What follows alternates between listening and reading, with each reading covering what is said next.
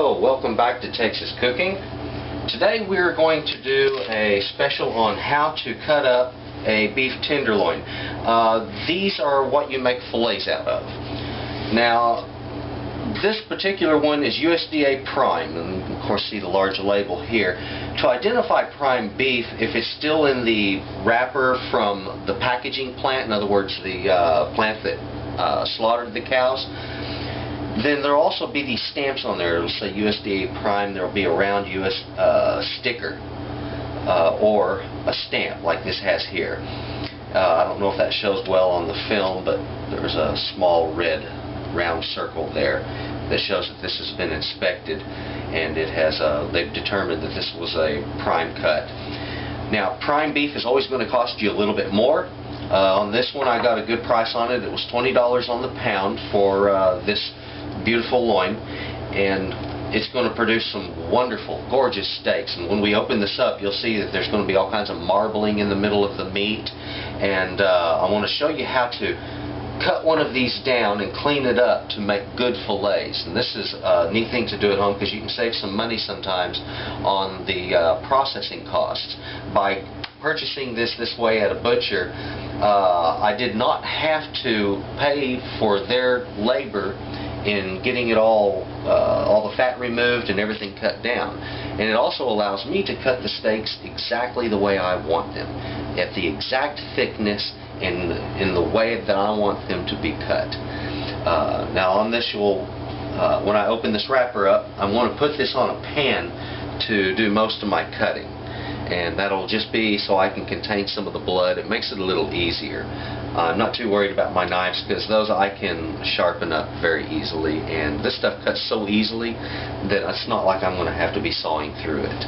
So next we'll see this once it's unwrapped, and we'll get at cutting this down. Alright, now we've got our tenderloin out of the package. We're going to take this and prepare it for steaks. Now, what I need to do in order to prepare this cut of meat, first of all, fillets, if you've ever gotten a fillet, you'll notice that it is devoid of fat on the outside. Or if there is any fat on the outside, it's only just a very small amount, because this is a very lean cut of meat. Now, sometimes you need to know this, the small end here can be fairly fatty. It can be marbled with fat, and it's what this looks like. Now, that marbling is a good thing deeper in the meat. When you get into here, from about here on up, there's a long strip of round meat that's great for cutting fillets out of, those tender steaks that you spend a little extra money for in restaurants. Now, if you've never had prime and you might wonder why people spend so much on prime, well, there's one way to find out. Either go to a restaurant, spend $100 to $150 and have you a really good cut of prime meat, or go and get yourself a prime cut at a butcher. Cook that thing up and find out why. And once you've had a prime cut, you'll never again question why people pay what they pay for prime beef. Now, let's start removing this tissue. If you notice, I can grab some of this fat and just pull it right off. A great deal of this will come off this way. You won't even need to use a knife. Looky there, I'm pulling that connective tissue up, getting it off of there. Now, deep underneath here, we're going to find that this fat rolls under the meat, and there's another muscle that sits right on the side of this loin, and it runs right up along here, and there's fat that runs in between those two muscles. The skinnier one you're not going to be able to get a lot of meat out of. It's the big one that we're going for. So I'm going to use my fingers to just kind of push it apart right along those two muscles. Some more of that tissue. You notice I haven't even used my knife yet. I've used it to kind of hold the meat down while I pull on it. But that's about all. Go. Now I'll cut slightly. There.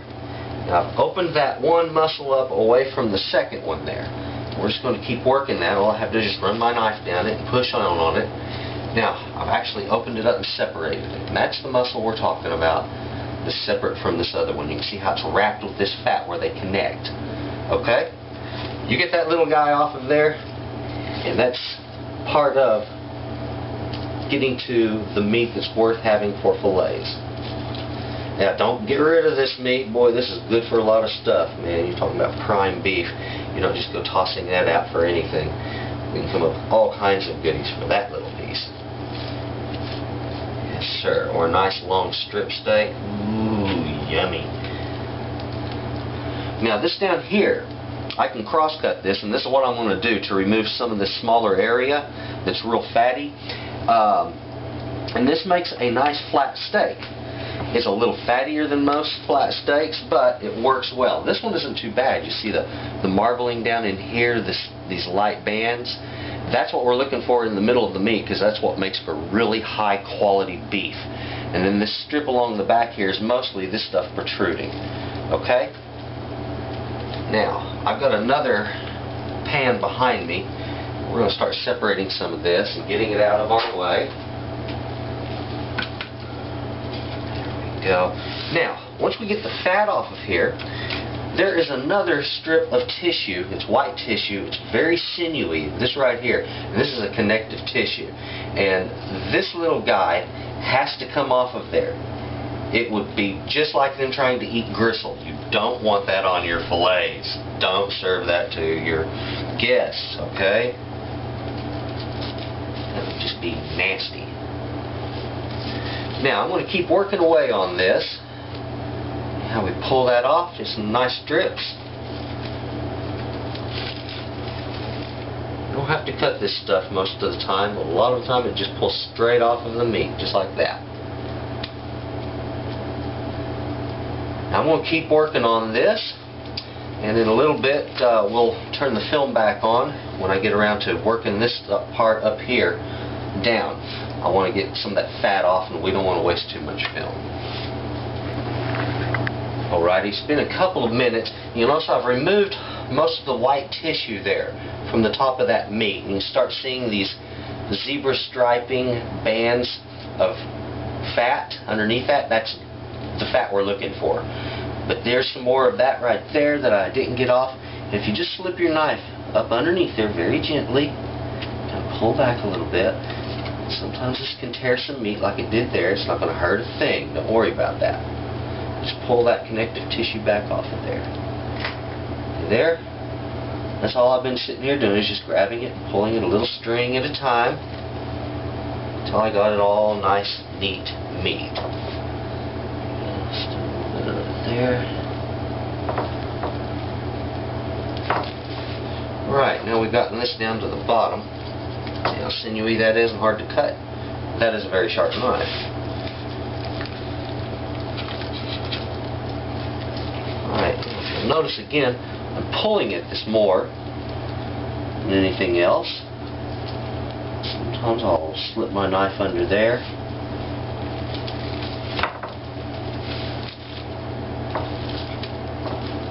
A gorgeous piece of meat under here.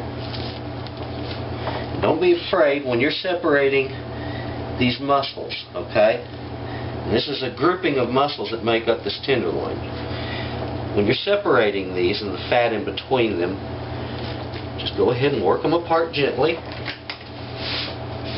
When you're finished, you're going to have some real pretty things. Getting used to this, you might get a few more cut marks on it than you would normally want the first time. You know, that's part of learning.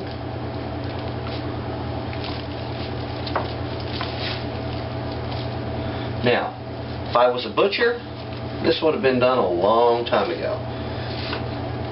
If you have no patience for cutting your own meat, or if it disgusts you or whatever, then, of course, have your butcher do it. However, it's a great way to save money otherwise, because this can run easily anywhere from $7 to $10 or more a pound, or a pound higher than what I pay. And I was paid, I think it was $20 on the pound for this. So your butcher, if he sells it to you straight out of that the pack that he gets from the packing plant, he should give you a good discount on it if you're the one doing your own butchering, okay? Some butchers, that's where their profit lies, is strictly in the labor, and so they're not willing to give that up too easily. Now if you'll notice, I'm still just removing fat, and what I'm doing is taking it down off of this little narrow muscle I told you about earlier. See that little stringy little thing right there behind my finger? This muscle. And it runs right down through this. Okay? So I'm pulling back the fat off of that and exposing that guy, because that's good meat that I can use later in other dishes. There we go. He's disconnected, and there's yet another piece built into this, so we're going to save it and take it out later. The part that matters, the part we're working on today, is this hunk of meat right through here. This is where we're going to get our good fillets, right along this.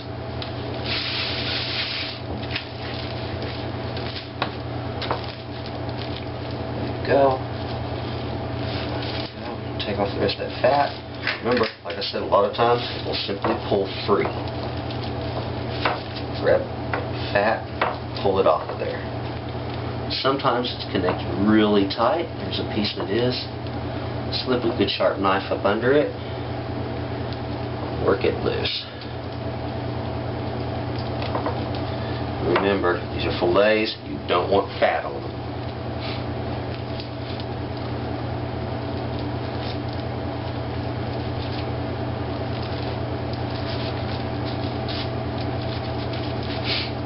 Right now this looks like kind of a big old mess. However, just look at all that fat that I've removed. Once I get to cross-cutting this, you're going to see some of the most beautiful fillets. And if you're not sure what prime meat should look like, this will give you a real good example of exactly how it should look. And I'm going to point out a few little tidbits, tips for what to look for.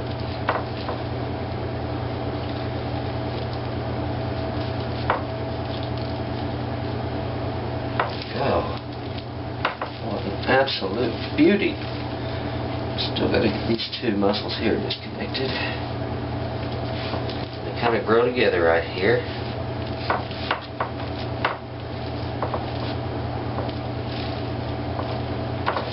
There we are. This white tissue. And once I slip my knife up under it, work down the length of it. That's one way to remove that. Usually you'll get a little red meat with it, like I did here. Now, if you pull on those sometimes, they'll gouge into that beef. Don't allow it to do that. It'll be going into the grain, and it's going to damage it.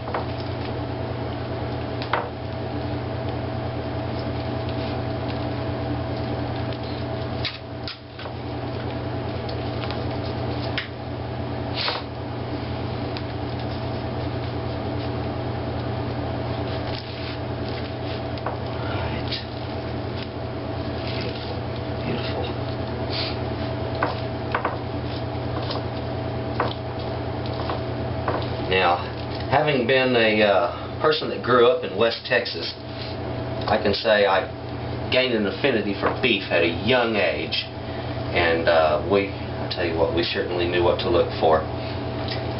If you meet folks that have grown up in cattle country like that, you'll quickly find out they've got kind of an instinct for beef. Where to get good beef, kind of cuts are going to be better. And you'll notice that they'll never go for the cuts that are really lean. They're going to look for the ones that are fattier, more marbled. Okay, so one piece, I think I've almost got it down where I can start cutting some good steaks out of it. So that's what I'm going to do.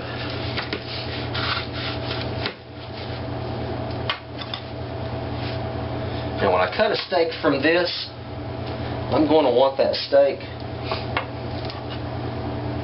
Let's see here. I'm going to want that thing. Well, we now have that tenderloin all carved up. Now if you notice over here, I have the fat that's left over from it. There are little itty bitty bits of red that are in there from the meat. That's not a problem. Right here I have a nice little pile of beef tips. This is the small end. This will make a nice flat steak. It'll be very good and tender too. You just have the grain running lengthwise this way. And then also you have these wonderful steaks here, these fillets. that have been cut off from that one loin. If you want to do your own butchering, give it a try. It's not really that tough. This took me a total of 30 minutes, and it gave me a savings of, oh, let's see, on this one piece of meat, that was about a $50 savings. Okay, not having to have them process it for me. So, there you have it. Give it a try. Good meat, good eating.